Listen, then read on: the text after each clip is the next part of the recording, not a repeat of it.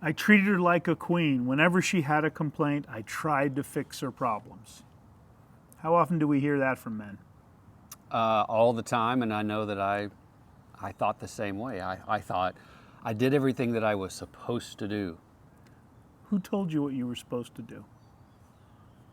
You know, I came up with my own story. I came up with my own set of rules. I also kind of looked at what society told me and tried to measure up.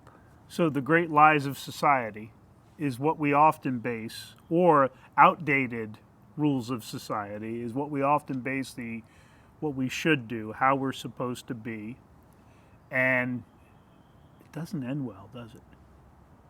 No, it generally is a distortion of what actually is going on, and then we have expectation, we have disappointment, we have frustration, and then eventually we wind up at resentment. And resentment will kill a relationship quicker than anything. And with nice guys, which we've all been, we're all on our own journey of nice guy recovery. With nice guys, we never, ever do anything to meet our needs. And then we're resentful when our partner didn't magically know exactly what we wanted, the needs we didn't verbalize or do anything to get, that we're supposed to. If I do this, I should get that.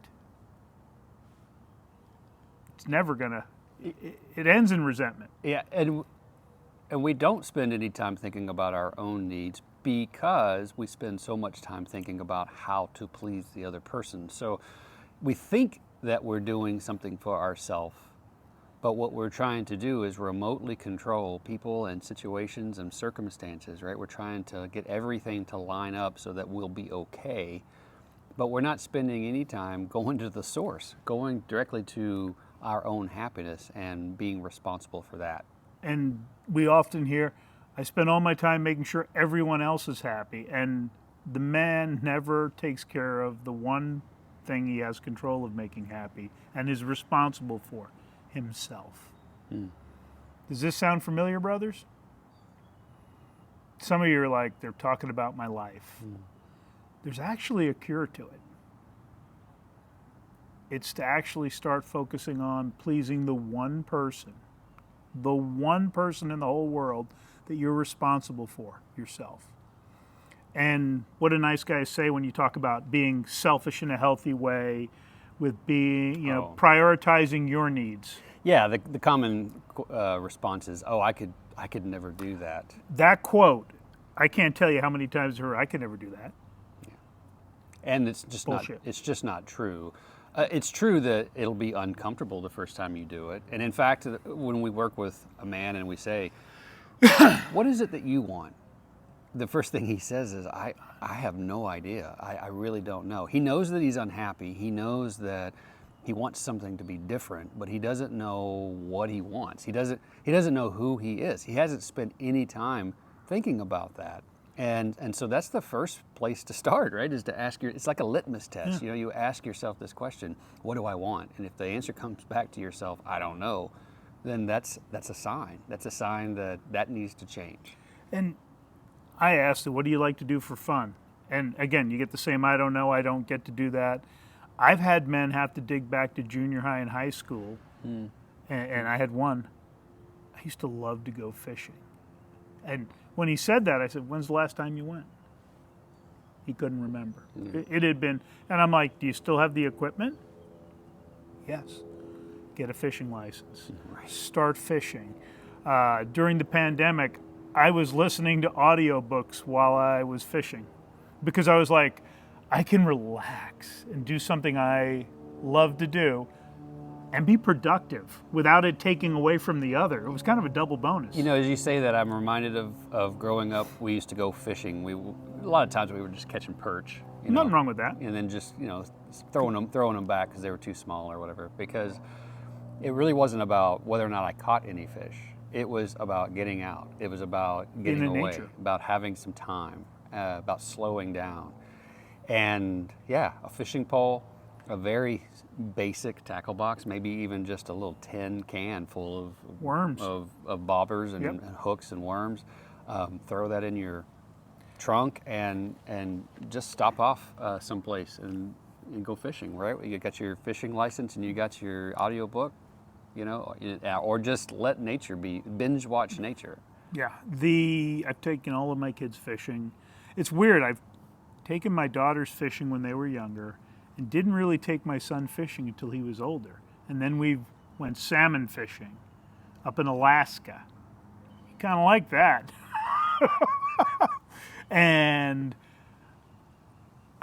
we went bass fishing now when we go to Texas to my sister and brother-in-law, because he's a huge bass fisherman and my sister's become someone who loves to fish. So yeah, we have a blast.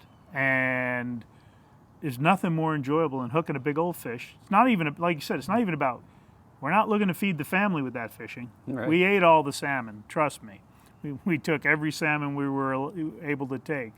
But when we go bass fishing, it's catch and release. But boy, there's something about being together. It's relaxing, it's therapeutic, and then bam, you get the hit of a nice bass or any fish. I have pictures of my daughter Maddie holding up the fish, like the first fish we catch each year, like as a 10-year-old, 11-year-old, 12-year-old. After about 13, she was done fishing, but she had a blast, and she lit up when she caught fish. And so it's something you can do with your kids as well. But it is also something I've got to get my county park permit. I've got my fishing license because I'm going to start. The weather's turned now. I don't have to worry about it being freezing cold, but it's time.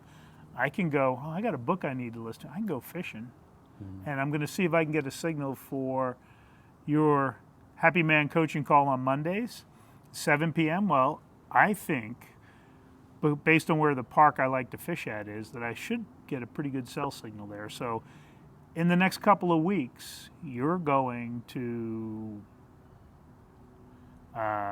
see me in a different location trying that out.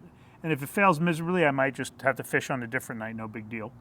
But I'm going to be putting that pole in the water some more, because I'm going to do something that I want to do for me. There you go. Well, so there you go. What are you doing to take ownership of your happiness, to be responsible for your happiness? Can you identify what it is that you want? Are you asking someone else to be responsible for your happiness and you don't even know what will make you happy? And so get out there and do some things, try some things, get outside of your comfort zone. Please yourself first. And when you're happy, grounded, feeling refreshed, full, you'll show up better for everyone in your life. Absolutely. All right, brother, so here's what I want you to do next. There's a link in the description. I want you to click that link. I want you to follow that. And I want you to reach out. I want you to reach out to one of the two of us. Join a community of men. I want you to begin this journey of figuring out what it is that you want for yourself and what will make you happy and how you can own that and take back ownership of it and relieve the people around you from the responsibility of trying to make you happy. The burden. It's not a responsibility. It's a burden because it isn't their responsibility, but you've given that responsibility to them. Right. And it hasn't worked. Yeah. All right. All right. See you guys.